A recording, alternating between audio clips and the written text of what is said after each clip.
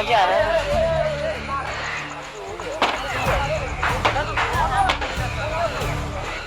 ဟာဟိုဘက်ကချတယ်ဟာကြကြ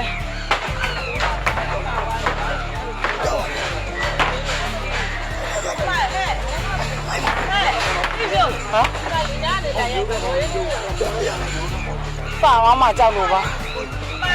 ဒီမလေးအကြောင်းရ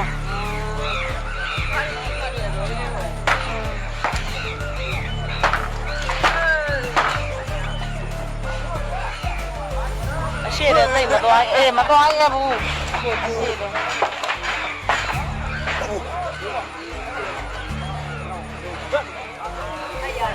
ဲ့ကဲနေတော်တော်ပြိုးနေပါတယ်လို့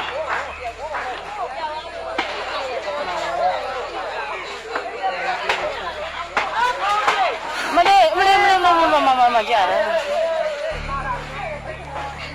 လောင်းလည်းကုန်ပါပြီဟာလည်းကုန်ခက်နေကြပြီ